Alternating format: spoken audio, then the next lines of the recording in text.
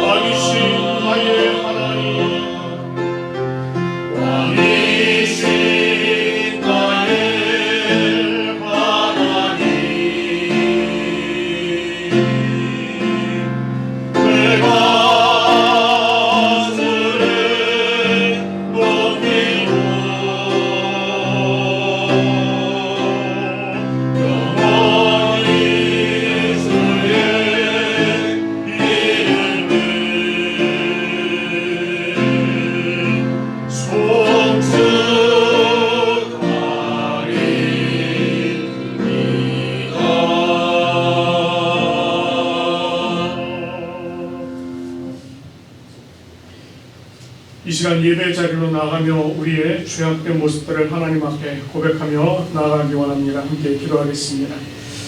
사랑과 은혜가 풍성하신 하나님 아버지, 오늘 하나님께서 우리에게 귀한 주일을 허락해 주시고 우리로 하여금 하나님 앞에 나와 하나님 앞에 예배 드리게 하시니 감사와 찬양과 영광을 올려드립니다. 우리를 자녀 삼으시고 하나님의 은혜 가운데 살아가도록 매일매일 우리의 삶을 인도하여 주심을 또한 감사드립니다. 그러나 하나님의 그 크고 넓으신 사랑을 우리가 이해하지 못하고 종종 죄악 가운데로 나아가 그 가운데 살아가는 우리는 죄인입니다. 하나님께서는 우리를 이 세상에 보내시며 우리들에게 너희 세상의 빛과 소금이라고 말씀을 하셨습니다. 그러나 하나님, 우리는 맛을 잃은 소금과 같이 그리고 빛을 잃은 빛과 같이 그러한 삶을 살아가고 말았습니다. 하나님께서 어둠을 이길 힘을 주셨지만 우리는 그 어둠을 이기지 못하고 그 어둠에 침식당하며 그렇게 죄인의 삶을 살았습니다. 아버지 하나님께서는 우리에게 말씀하시기를 하나님을 사랑하고 또 이 세상의 이웃들을 사랑하라 말씀하셨지만, 하나님, 우리는 하나님을 사랑하기보다 세상을 사랑하는데 더 많은 힘을 기울였고 형제 자매를 사랑하기보다는 시기하고 질투하며 우리 입에 담지 못할 말을 담으며 그렇게 살았던 우리들의 마음의 모습이 있었습니다. 하늘의 것을 하늘의 마음을 두라 말씀을 하셨지만 우리는 하늘의 것 그리고 하늘의 마음을 두기보다는 이 땅의 것에 마음을 두고 우리의 시선을 그것에 묶어두고 그렇게 살았습니다. 이 세상의 것들로 나를 채우고자 하는 욕망을 가지고 그 욕망이 다인 것처럼 그렇게 살았습니다. 하나님 아버지, 이런 우리의 죄와 허물을 용서하여 주시옵소서.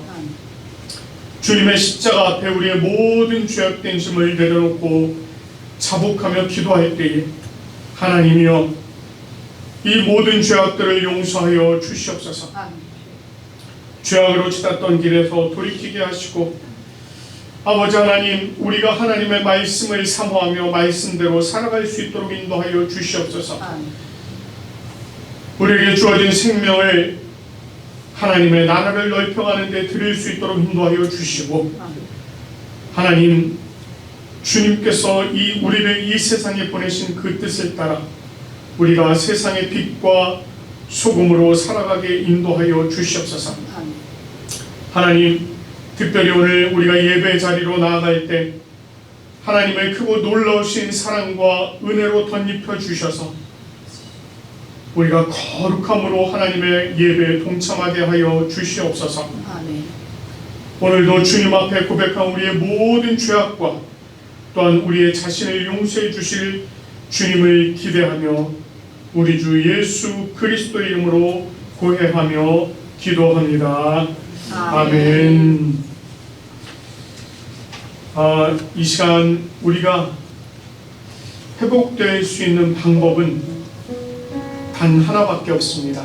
오직 주님 앞에 나가서 주님께 무릎 꿇고 그분 앞에 우리의 모습들을 내려놓는 것입니다. 주님 앞에 우리의 모든 것들을 내려놓고 주님의 용서를 바라는 마음으로 함께 찬양드리며 나갑니다.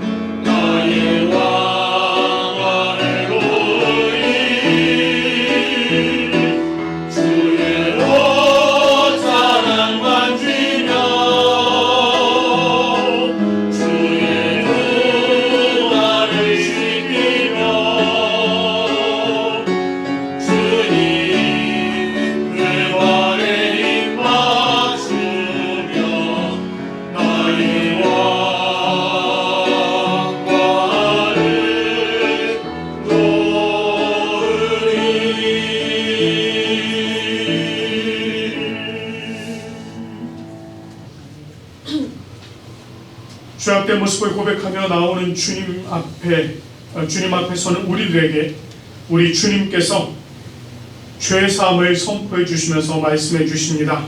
이사야 40장 26절 말씀입니다. 너희는 눈을 높이 들어 누가 이 모든 것을 창조하였나 보라. 주께서는 수효대로 만상을 이끌어내시고 그들의 모든 이름을 부르시나니 그의 권세가 크고 그의 능력이 강함으로 하나도 빠짐이 없느니라. 아멘. 우리 주님께서 우리의 모든 죄를 사하시고 용서해 주신 줄 믿습니다. 이제 우리가 자리에 앉으셔서 기쁨으로 또 주님의 말씀을 교독하며 나아가도록 하겠습니다. 오늘 우리가 함께 교독할 말씀은 시편 23편 1절부터 6절까지 말씀입니다. 여호와는 나의 목자시니 내게 부족함이 없으리로다. 그가 나를 푸른 물가 되는 이시시다. 순수한 바로 인도하시는도다. 내 영혼을 소생시키시고 자기 이름을 위하여 의의 길로 인도하시는도다. 내가 사망의 음침한 골짜기를 당할지라도 해를 두려워하지 않을 것은 주께서 나와 함께 하시리라. 주의 지팡이와 막대기가 나를 안위하시나이다. 주께서 내 원수의 목전에서 내게 상을 차려주시고 기름을 내 머리에 부르셨으니 내 잔이 넘치나이다. 내 평생의 선하심과 인자하심이 반드시 나를 따르리니 내가 여호와의 집에 영원히 살리리로다. 아멘. 우리 하나님께서 우리들에게 허락해 주신 또 10가지 계명을 우리가 함께 교독하며 나가도록 하겠습니다. 하나님이 이 모든 말씀으로 말씀하여 이르시되 나는 너를 애굽 땅 종되었던 집에서 인도하여 낸 내 하나님 여호와니라. 죄인은 너를 위하여 새긴 우상을 만들지 말고 또 위로 하늘에 있는 것이나 아래로 땅에 있는 것이나 땅 아래 물속에 있는 것에 어떤 형상도 만들지 말며 그것들에게 절하지 말며 그것들을 섬기지 말라. 나 여호와 너의 하나님은 질투하는 하나님이며 나를 미워하는 자의 죄를 갚게 아버지로부터 아들에게로 3사대까지 이르게 하노라. 나를 사랑하고 내 계명을 지키는 자에게는 천대까지 은혜를 베푸느니라. 제3은 너는 내 하나님 여호와의 이름을 망령되게 부르지 말라. 여호와는 그의 이름을 망령되게 부르는 자를 두렵다 하지 아니하리라. 제4는 안식일을 기억하여 거룩하게 지키라. 엿새 동안은 임석의 모든 일을 행할 것이나 일곱째 날은 내 하나님 여호와의 안식일이죠. 너나 내 아들이나 내 딸이나 내 남종이나 내 여종이나 내 가족이나 내 문 안에 머무는 되게라도 아무리도 하지 말라. 이는 엿새 동안에 나 여호와가 하늘과 땅과 바다와 그 가운데 모든 것을 만들고 일곱째 날에 쉬었습니다. 그러므로 나 여호와가 안식일을 복되게 하며 그날을 거룩하게 하였느니라. 죄오는 내 부모를 공경하라. 그리하면 내 하나님 여호와가 너에게 준 땅에서 내 생명이 이르리라. 제6은 살인하지 말라. 제7은 가늠하지 말라. 제8은 도둑질하지 말라. 제9는 내 이웃에 대하여 거짓 증거하지 말라. 제10은 내 이웃의 집을 탐내지 말라. 내 이웃의 아내나 그의 남종이나 그의 여종이나 그의 수나 그의 낙이나 무릇 내 이웃의 소유를 탐내지 말라. 아멘. 우리 함께 성령을 구하는 기도 올리도록 하겠습니다. 하나님 참 감사합니다. 오늘 하나님께서 저희를 하나님 전으로 불러 인도하여 주시니 참으로 감사드립니다. 오늘 우리가 하나님 앞에 나와 하나님을 예배하며 하나님께서 부어주신 놀라운 은혜를 또한 간구하며 나아갑니다. 오늘 하나님께서 이 자리에 함께하여 주시고 성령의 크고 놀라우신 은혜로 동참하여 주셔서 우리가 하나님 앞에 올려드리는 이 예배를 온전히 기쁨으로 올려드리는 예배되게 인도하여 주시옵소서. 성령 하나님 특별히 오늘 하나님께서 우리에게 주시는 말씀을 조명하여 주시옵소서. 성령 하나님께서 이 말씀의 뜻을 깊이 깨달아 알게 하시고 또 우리들에게 새 힘을 불어넣으셔서 우리가 말씀과 같이 살아가는 그런 은혜가 있도록 인도하여 주시옵소서. 우리 각 사람의 마음의 문을 열어주시고 온전하신 주님 앞에 기쁨으로 나아가는 귀한 은혜 있게 인도하여 주시옵소서. 감사드립니다. 우리 구주 예수님의 이름으로 기도드립니다. 아멘. 오늘 우리에게 주신 하나님의 말씀은 마가복음 5장입니다. 마가복음 5장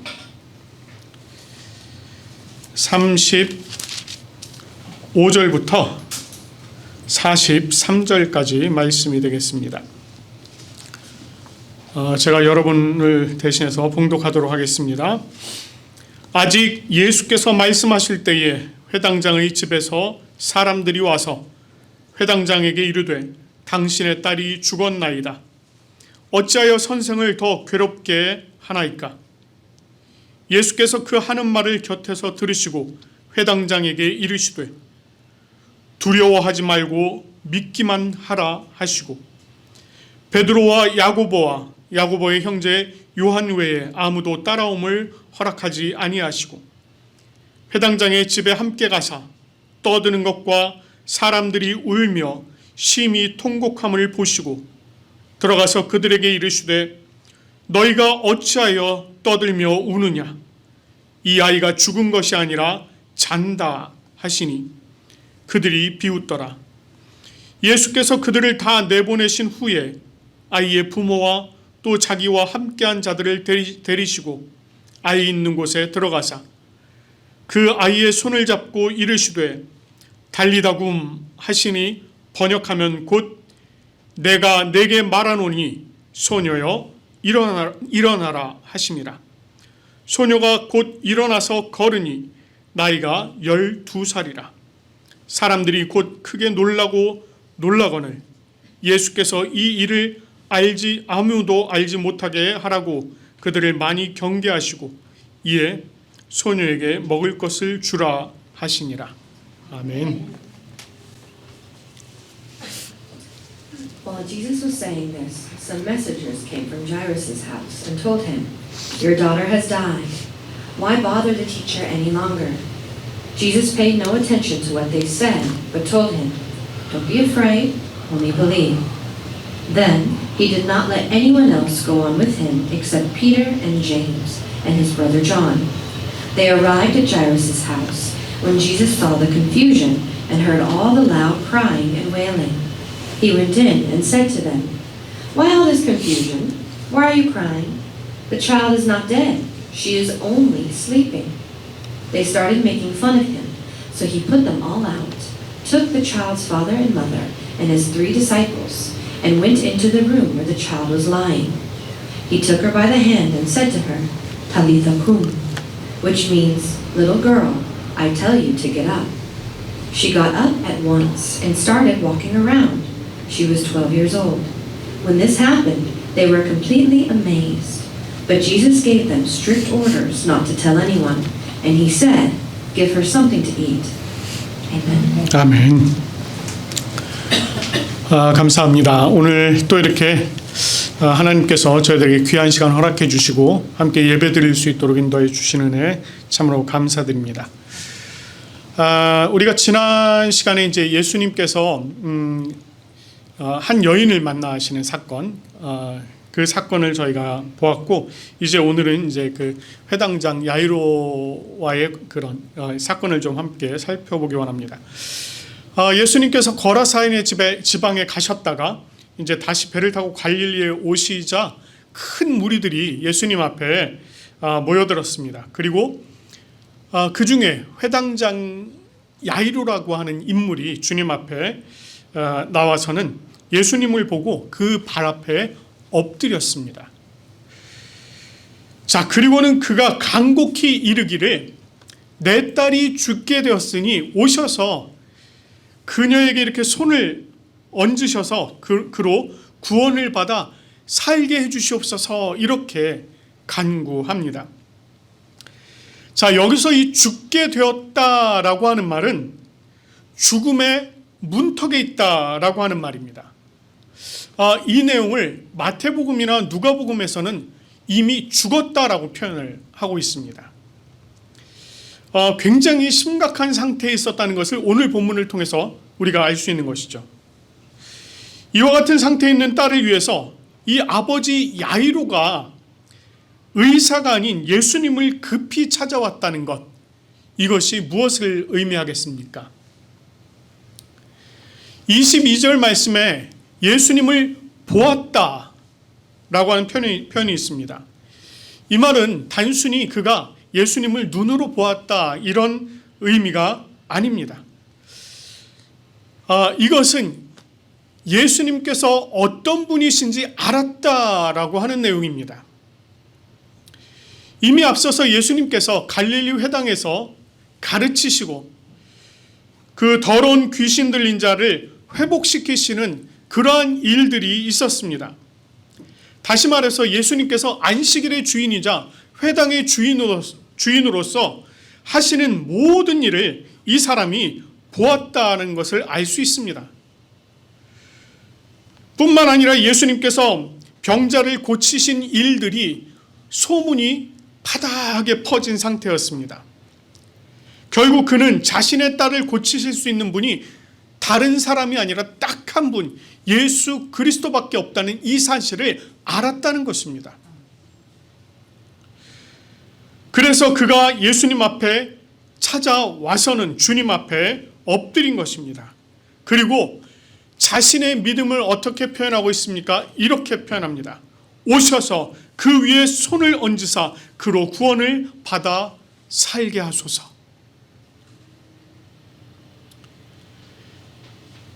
이 회당장 야이로에게는 행동하는 믿음이 있었습니다.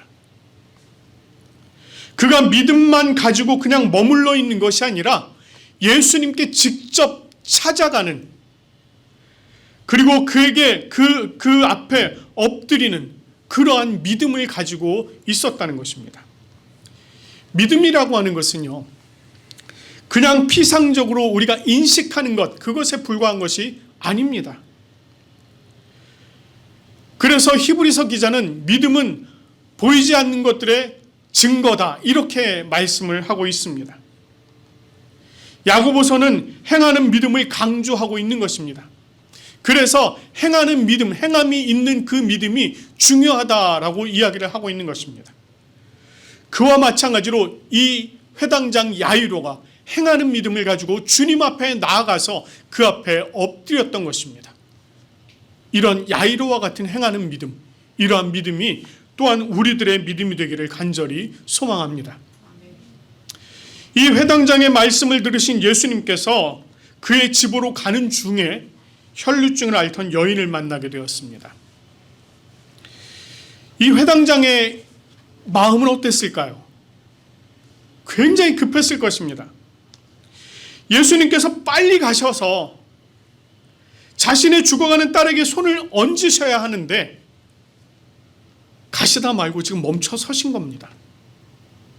그리고 그곳에서 여인과 대화를 나누고 있는 것입니다. 자, 이렇게 중간에 딱 끼어진 이 사건을 통해서 예수님께서는 이 회당장 야이로에게 어떤 메시지를 전하고 싶으셨을까요? 오늘 이 본문의 사건처럼 하나의 커다란 사건 안에 중간에 다른 사건이 딱 삽입되어 있는 이런 형태를 성서학에서는 이 샌드위치 구조, 이렇게 얘기를 합니다. 성경은 이와 같은 구조를 통해서 예수님께서 어떤 분이신지, 그리고 그가 어떤 일을 행하시는지, 그것을 그 행하시는 일들을 강조하는 거예요. 그러니까 예수님을 강조하고 예수님께서 행하신 일을 강조하고 있는 것입니다. 오늘 본문의 사건이 공교롭게도 이와 같은 샌드위치 구조로 되어 있습니다. 예수님은 여인과의 대화를 통해서 뭐라고 말씀하셨습니까? 딸아, 내 믿음이 너를 구원하였으니 평안히 가라. 내 병에서 놓여 건강할지어다. 이렇게 말씀을 하셨습니다. 자, 이 말씀은 분명히 여인에게 하신 말씀입니다. 그러나 동시에 이 말씀은 그곳에 있는 회당장 야이로에게도 하신 말씀인 것입니다. 즉, 내 믿음이 너의 딸을 구원할 것이다. 그런데 이렇게 예수님께서 말씀하셨을 때에 어떤 일이 벌어지고 있습니까? 회당장 야이로의 집에서 사람이 와서는 딸이 죽었다는 기별을 전합니다. 자, 그러면서 이렇게 얘기해요. 선생님을 더 괴롭게 하지 마십시오. 이렇게 얘기합니다. 여기서 이 죽었다라고 하는 이 말은요, 이 죽음으로 말미암은 분리, 나눔, 여기에 초점이 맞추어져 있습니다. 다시 말해서 이제는 죽어서 영이 떠나고 더 이상 우리와 함께 할 수 없는 상태, 완전히 분리된 상태가 되었습니다 라고 이야기하는 것입니다. 그러니까 이제는 더 이상 소용이 없습니다, 이 얘기예요. 더 이상 희망이 없습니다. 이제는 더 이상 소용이 없습니다. 그러니 이제 더 이상 예수님을 귀찮게 하지 마십시오. 지금 이 이야기를 하고 있는 것입니다. 주님께서는 믿음이 구원한다 라고 말씀하신 것과는 완전히 정반대되는, 이제는 모든 것이 끝났으니 포기하라, 이렇게 지금 이야기를 하고 있는 것입니다. 믿음이 흔들리게 하는 이야기입니다. 이렇게 이런 것과 같이 우리의 믿음을 흔들리게 하는 말들, 이런 말들이요, 사실은 우리의 삶 속에서도 종종 들려옵니다. 이제는 안 돼. 이만큼 했으면 충분해. 더 이상 어떻게 하겠어? 참 타당하게 들립니다. 이런 말들이 너무나 자연스럽게 우리들의 마음과 생각에 싹 젖어들게 되는 것입니다. 결국은 그런 마음이, 그런 말들이 우리의 믿음을 딱 접어버리게 하는 이런 일들이 있다는 것입니다. 그런데 정말 안 될까요? 정말 이 정도면 충분할까요? 정말 더 이상 어떻게 할 수 없을까요? 이와 같은 질문의 해답을 36절에서는 이렇게 이야기를 하고 있습니다. 36절 말씀을 보면 예수님께서 그 하는 말을 곁에서 들으시고 회당장에게 이르시되 두려워하지 말고 믿기만 하라 하시고, 이렇게 전하고 있습니다. 여러분께서는 이 문장 중에서 어디에 방점을 두시겠습니까? 우리는 일반적으로 두려워하지 말고 믿기만 하라는 이 말씀에 집중을 합니다. 그렇죠? 그러나 저는 곁에서 들으신 예수님께서 말씀하셨다라는 부분에 방점을 두고자 합니다. 여기서 중요한 것은요, 곁에 계셨다는 것입니다. 바로 지금 옆에 계셨다는 것입니다. 회당장 야이로가 딸의 문제로 예수님을 찾아온 그 순간부터 그 딸이 죽었다는 소식이 들린 지금까지, 아니 더 나아가서는 이제 잠시 후에 그 딸이 다시 살아나는 그때까지 예수님께서 함께 하신다는 것입니다. 그 예수님께서 지금 이 시간에도 바로 우리와 함께하고 계십니다. 우리가 예수님을 만난 그 순간부터 지금까지, 그리고 우리가 지금부터 우리의 삶을 살아가는 모든 시간들까지 우리 주님께서 우리와 함께 계신다는 것입니다. 어떤 일이 있더라도 예수님께서는 우리와 함께 계시면서 우리에게 일어나는 모든 일을 그 옆에서 바로 같이 바라보고 계신다는 것입니다. 이런 예수님께서 우리의 사정을 모르시겠습니까? 너무나도 잘 아시는 것입니다. 우리와 함께 계신 예수님께서 우리의 주변에서 일어나는 모든 일을 다 보고 듣고 우리에게 말씀해 주십니다. 두려워하지 말고 믿기만 하라. 이와 같이 주님께서 항상 곁에 계시는 이 은혜가 여러분들의 모든 삶에 늘 동행하시기를 간절히 소망합니다. 자, 곁에서 들으시고 두려워하지 말고 믿기만 하라고 말씀하신 이 예수님께서 회당장의 집에 딱 도착을 했습니다. 이미 그곳에는 많은 사람들이 모여서 떠들고 울며 심히 통곡하는 상황이었습니다. 자, 이 상황 어떤 상황이겠습니까? 이게 무엇을 의미하겠습니까? 사람들이 모여서 떠들고 울며 심히 통곡했다라고 하는 것은 그것에 모인 사람들이 이미 소녀가 죽었다, 우리의 곁을 떠났다, 분리되었다 라고 하는 이 사실, 이것을 인정하고 있었다는 것입니다. 당연하죠. 실제로 죽었으니 당연합니다. 그들은 더 이상 희망이 없다는 것, 그리고 더 이상 소생의 가능성이 없다는 것을 너무나도 잘 알고 있는 사람들입니다. 그래서 지금 이 소녀를 위해서 애통하며 애도하는 시간을 가지고 있는 것입니다. 그런데 이렇게 많은 사람들이 그곳에 모여 있었는데 정작 이 사람들은 전부 다 무엇에 집중을 하고 있습니까? 이 소녀의 죽음에만 집중을 하고 있는 것입니다. 그 누구도 그녀의 생명에 관심을 가지고 있는 사람이 없었습니다. 아니, 엄밀히 말하면 그 소녀에게 생명을 전해줄 수 있는 사람이 아무도 없었다는 것입니다.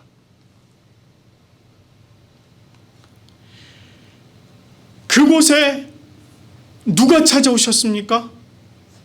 예수님께서 찾아오셨어요. 생명이 떠나간 그 자리에, 그 누구도 생명을 전해줄 수 없는 그 자리에 예수님께서 찾아오셨습니다. 그 예수님께서 찾아오셨다는 것, 무엇을 의미합니까? 그녀에게 생명을 전해주시기 위해 오셨다는 것입니다. 이 세상 많은 사람들은 죽음에 대해서 어떻게 생각을 할까요? 영혼의 문제에 대해서 어떻게 생각할까요? 많은 경우 관심이 없습니다. 자신에게 죽음이 굉장히 먼 훗날의 얘기로 생각을 해요. 지금 당장은 아무런 문제가 없을 것으로 생각을 합니다. 그러니 자신의 영혼의 문제에 관심이 있겠습니까? 타인의 영혼의 문제에 관심이 있겠습니까? 아니요, 관심 없습니다. 그나마 관심이 있는 경우에 다양한 이야기들을 이야기합니다. 막 다양한 이야기들을 풀어놓지만 실제로는 무의미한 소리를 늘어놓을 뿐입니다. 이것이 맞다, 저것이 맞다 이야기들 많이 합니다. 그러나 그 역시도 생명을 전하지는 못합니다. 그나마 교회에서는 복음을 전하죠. 복음을 전한다고 이야기는 하는데 그렇게 전해지는 말로만 과연 생명이 전해질까요? 그렇지 않다는 것입니다. 예수님께서 그 자리에 찾아가셔야 한다는 것입니다. 예수님께서 찾아가실 때에만, 예수님께서 찾아오실 때에만, 그때에만 참 생명이 전해지는 것입니다. 예수님으로 말미암아 새로운 생명이 얻어진다는 것입니다. 그래서 우리가 복음을 전할 때 기도해야 하는 것이 무엇입니까? 주님, 이 자리에 찾아오셔서 이 영혼에게 찾아가 주시옵소서. 뿐만 아닙니다. 우리가 우리 자신을 위해서 기도해야 할 때 어떻게 해야겠습니까? 주님, 나에게 찾아와 주시옵소서라고 기도해야 하는 것입니다. 그리고 그 주님께서 찾아오셔서 새로운 생명을 얻으신 그 증인들이 바로 여러분들 아니십니까? 오직 한 분 예수님만이 그 소녀의 생명에 관심을 가지고 계셨습니다. 그래서 예수님은 회당장 야이로의 집에서 떠들며 울고 통곡하는 그 사람들을 위해서 뭐라고 말씀하십니까? 이 아이가 죽은 것이 아니라 잔다. 이렇게 말씀하십니다. 예수님께서 아이가 죽은 거 모르셔서 이렇게 말씀하실까요? 예수님께서도 분명히 아이가 죽은 것을 알고 계십니다. 그럼에도 불구하고 예수님께서 이 아이가 죽은 것이 아니라 잔다라고 말씀하시는 그 이유, 그 의미가 무엇이겠습니까? 그것은요, 이 죽음에 대한 관점이 다르다는 것입니다. 사람들의 입장에서는 죽음은 분리되고 단절된 것이었습니다. 한 번 죽으면 더 이상 관계를 할 수 없는 그러한 것이 사람들의 입장이었습니다. 그래서 사람들의 입장에서는 죽음 이러면 모든 것의 끝을 이야기하는 것이었습니다. 그 다음은 생각하지 않는 거죠. 그러나 예수님의 입장에서는 죽음은 분리되고 단절된 것이 아니라는 것입니다. 그것은 새로운 시작을 알리는 것이라는 것입니다. 그것은 죽음이라고 하는 과정을 거치지만 다시 깨어나서 영원한 생명을 이어가게 될 것이라는 것, 그것을 지금 예수님께서 말씀하고 계신 것입니다. 결국 예수님께서는 이 잠이라는 과정을 통해서 얻게 될 부활의 약속을 해주시고 계신 것입니다.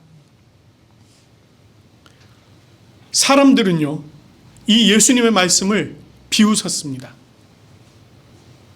예수님은 이렇게 믿음이 없는 사람들을 다 내보내시고 아이의 부모와 자기와 함께한 자들을 데리고 아이가 있는 곳에 들어가셨습니다. 그리고 아이의 손을 잡고 달리다 쿰, 이렇게 말씀하셨습니다. 아이의 손을 잡았다 라고 하는 게 어떤 의미일까요? 이 잡았다라고 하는 것에는 강한 의지가 포함이 되어 있습니다. 그리고 당신의 권위, 당신의 권능 아래 두겠다라고 하는 그런 의미가 있습니다. 다시 말해서 이 소녀의 손을 잡았다는 것은 그 아이의 죽음과 그 아이의 생명을 모두 다 주님의 권능 아래 두겠다라고 하는 것입니다. 일어나라 라고 하는 이 말씀, 명령어로 지금 쓰여져 있습니다. 일어나라. 즉각적인 반응을 요구하고 계신 것입니다. 그러자 어떤 일이 벌어졌습니까? 실제로 이 아이가 일어났다는 거예요. 일어나서 걷게 되었습니다. 여러분, 여기서 지금 일어나다라고 하는 이 말이요, 죽었다가 다시 부활했다라고 하는 그 단어가 아닙니다. 여기서 일어났다라고 하는 단어는 마치 잠에서 깨어나서 일어나는, 그냥 매일 아침에 일상적으로 우리가 활동하는, 또는 여러분처럼 의자에 앉아있다가 일어나는 굉장히 일상적인 단어입니다. 그런데 이 일어나다라고 하는 단어가 성경에서는 부활이라고 하는, 다시 살아나다라고 하는 단어와 같은 의미로 사용이 되고 있습니다. 다시 말해서 잠이라고 하는 것은 죽음이 아니라 다시 깨어날 하나의 과정이다 라고 하는 것을 예수님께서 보여주는 것입니다. 이것을 통해서 부활이 있을 것이다 라고 하는 것입니다. 이것이 이 아이에게만 약속된 것이겠습니까? 아니요. 그것이 저와 여러분에게도 약속된 것입니다. 예수님께서는 이와 같은 일을 현장에서 바로 보여주시면서 그곳에 있던 수많은 사람들, 그곳에 있던 믿지 않던 사람들, 그 사람들에게 이 사건을 보여주고 계신 것입니다. 이 아이가 몇 살이라고요? 12살. 여러분 기억나십니까? 앞에 혈루증을 앓던 여인이 몇 년 동안 혈루증을 앓았다고요? 12년. 그녀가 12년을 알았던 것, 그리고 이 소녀가 12살이었던 것, 우연일까요? 성경에서 12라고 하는 숫자가 어떤 의미가 있을까요? 성경에서 12라고 하는 숫자는 이스라엘이라고 하는 한 나라가 주님 안에 세워질 때, 그때 12지파를 통해서 이 나라가 세워졌습니다. 그리고 예수님께서 제자 12를 택하실 때 그 의미가 새로운 나라를 건설하시겠다라고 하는, 즉 하나님의 나라, 복음으로 통치되어지는 새로운 시대를 건설하시겠다라고 하는 그런 의미가 있었습니다. 혈루증을 앓던 여인의 12년, 이 어린아이 12살, 이것이 의미하는 바가 뭐겠습니까? 새로운 나라의 회복을 의미하는 것입니다. 이 새로운 나라의 회복의 시대에 바로 저와 여러분이 살아가고 계신 것입니다. 이와 같은 부활의 약속이 우리들에게 약속되어 있습니다. 우리가 이 세상을 살다가 마지막 잠이 들 때가 올 것입니다. 그럼에도 우리가 두려워하지 않을 이유 어디에 있습니까? 우리의 생명을 주관하시고 우리의 삶을 인도하시고 우리를 순간의 잠에서 다시 깨어나게 하실, 그리고 새로운 나라를 완성하실, 그 새로운 시대를 인도해 가실 예수 그리스도께서 우리와 함께 계시고 우리에게 부활을 약속해 주고 계십니다. 주님의 동행하심이, 그리고 그 부활의 약속이 여러분 평생의 삶 가운데 늘 함께 하시기를 간절히 소망합니다. 우리 함께 기도하겠습니다. 하나님 아버지, 참 감사합니다. 하나님의 크고 놀라우신 은혜가 오늘 이 자리, 이 시간 우리 가운데 함께 하심을 감사드립니다. 아버지 하나님께서 이 땅에 예수 그리스도를 보내주시고 그 예수님을 통하여서 새로운 세대, 새로운 시대를 열어가심을 우리가 계속해서 공부하고 있습니다. 아버지 하나님께서 안식일의 주인이시고 또한 이 회당의 주인이신 주님께서 생명의 주인이심을 오늘 우리가 다시금 묵상할 수 있도록 인도하여 주시니 참으로 감사드립니다.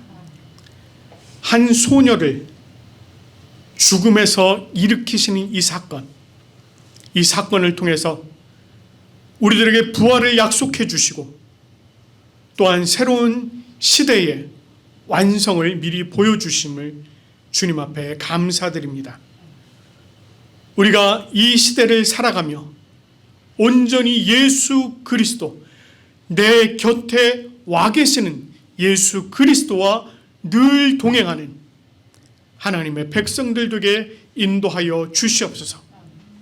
그리하여서 우리의 모든 것을 다 알고 계신 예수 그리스도와 한 걸음 한 걸음 나아가는 은혜를 더하여 주시옵소서.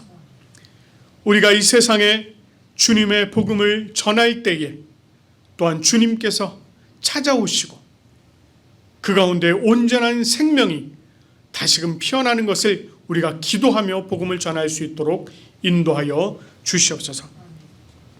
아버지 하나님, 오늘 이 예배 가운데 하나님의 귀하신 은혜로 우리 성도들 모두 참여할 수 있도록 인도하여 주시니 참으로 감사드립니다. 우리 각자의 사정, 어떠한 사정 가운데 있었을지 우리는 모르나 그러나 주님께서는 이미 다 아시는 줄 믿습니다. 오늘 이 예배 자리에 나온 우리 형제 자매들 모든 성도들에게 하나님께서 함께 하셔서, 주님께서 함께 하셔서 그들의 모든 사정을 돌보아 주시고 기쁨은 배가 되게 하시며 슬픔은 반이 될 수 있도록 인도하여 주시고 그들의 삶 속에 늘 위로하심과 또 격려하심이 차고 넘칠 수 있도록 하나님 함께하여 주시옵소서. 아버지 하나님, 지난 주간 하나님 앞에 예배 올려드리며 주님 앞에 감사의 제물을 올려드린 우리 성도들의 손길이 있습니다. 하나님께서 주신 모든 것을 감사함으로 하나님 앞에 열의 하나를 구분하여 올려드린 성도들도 있고, 아버지 하나님께서 주신 것에 모든 기도 제목에 감사하여서 하나님 앞에 감사의 예물 올려드린 우리 성도들도 있습니다. 선교를 위해서 또 건축 헌금으로 또 우리 어린이들 고사례와 같은 손을 모아서 또 하나님 앞에 올려드렸습니다. 하나님 앞에 올려드린 이 각자의 사정을 주님께서 이미 잘 아시오니 주님께서 이를 각 사람의 삶의 현장 가운데 찾아가 주시고, 아버지 하나님, 그들의 지경을 더욱더 넓혀 주시옵소서. 아버지 하나님께서 그들의 삶의 지경을 넓히실 뿐만 아니라 경제적인 지경도 더욱더 넓히셔서 하나님께서 지금까지 부어주신 것 이상으로 더욱더 차고 넘칠 수 있도록 하나님 부어주시옵소서. 그리하여서 하나님께서 주신 것을 다시금 하나님 앞에 감사함으로 올려드릴 수 있는 우리 성도들 되어질 수 있도록 하나님 함께하여 주시옵소서.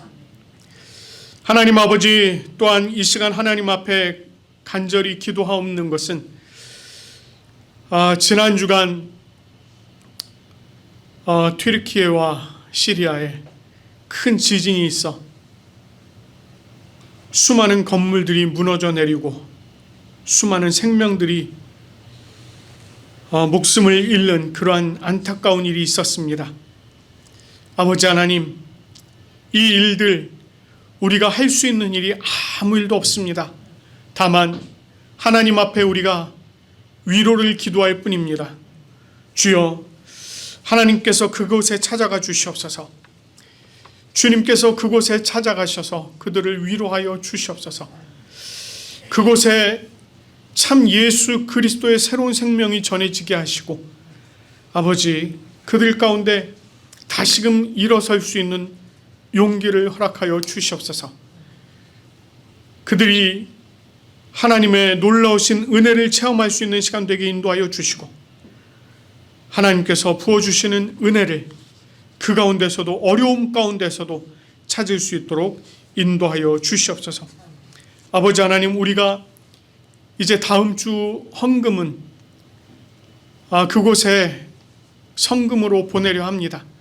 아버지 하나님, 우리가 이 일을 위해서 기도하며 준비할 수 있도록 하나님 함께하여 주시고, 주님의 은혜가 그 땅 위에 더욱더 덮여질 수 있도록 우리가 기도하며 나아가게 인도하여 주시옵소서.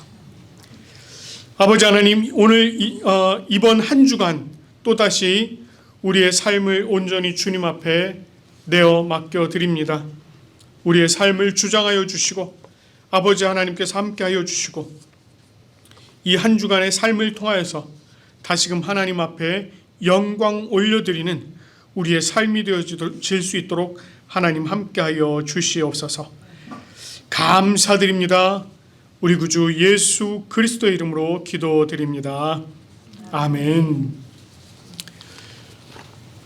이 시간에는 우리가 니케아 콘스탄티노폴리스 신조로 우리의 신앙을 함께 고백하도록 하겠습니다. 우리는 한 분 하나님 아버지께서 전능하시며 하늘과 땅, 보이는 것과 보이지 않는 모든 것을 창조하신 것을 믿습니다. 그리고 한 분 주 예수 그리스도를 믿습니다. 그분은 하나님의 유일한 아들이시며 모든 세대 이전에 아버지로부터 나시고 빛으로부터의 빛, 참 하나님으로부터의 참 하나님, 만들어지지 않으시고 나신 분이시며 아버지와 동질이시며 모든 것은 그분으로부터 나왔으며 우리 사람을 위해서, 우리의 구원을 위해서 하늘로부터 오시고 성령과 동정녀 마리아로부터 육체를 취하시사 사람이 되시고 우리를 위해서 본디오 빌라도 치하에서 십자가에 달리시고 고난받고 무덤에 묻히셨으며 성서대로 셋째 날에 부활하시고 하늘에 오르사 아버지 우편에 앉으셨습니다. 그리고 그분은 영광 가운데서 산자와 죽은 자를 심판하시기 위하여 다시 오십니다. 그 나라는 결코 끝남이 없습니다. 그리고 성령을 믿습니다. 그분은 주가 되시며 생명을 주시고 아버지로부터 나오시며 성부와 성자와 함께 예배를 받으시고 함께 영광을 받으시며 선지자를 통하여 말씀하십니다. 우리는 하나의 거룩한 보편적이며 사도적인 교회를 믿습니다. 우리는 죄 용서를 위한 유일한 세례를 고백합니다. 우리는 죽은 자의 부활과 오는 세대의 생명을 대망합니다. 아멘. 이 시간에는 주의 말씀 받은 그날 찬송가 285장 함께 부르시면서 감사의 자리로 나아가도록 하겠습니다.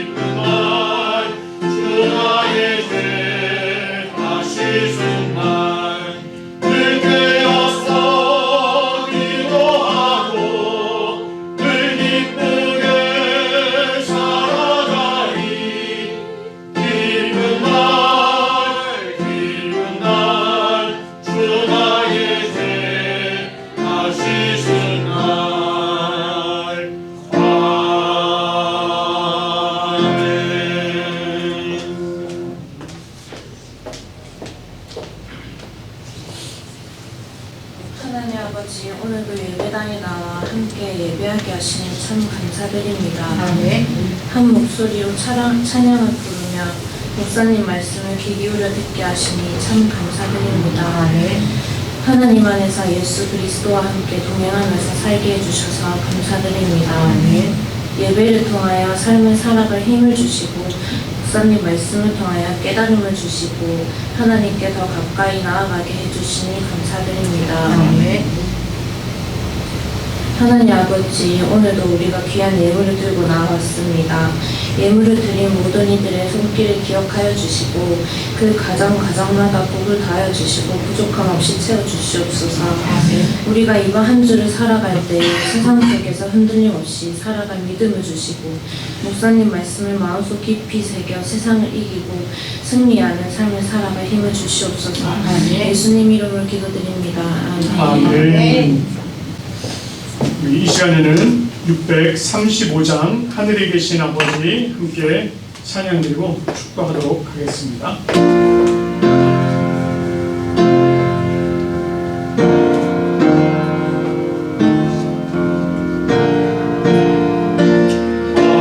하늘에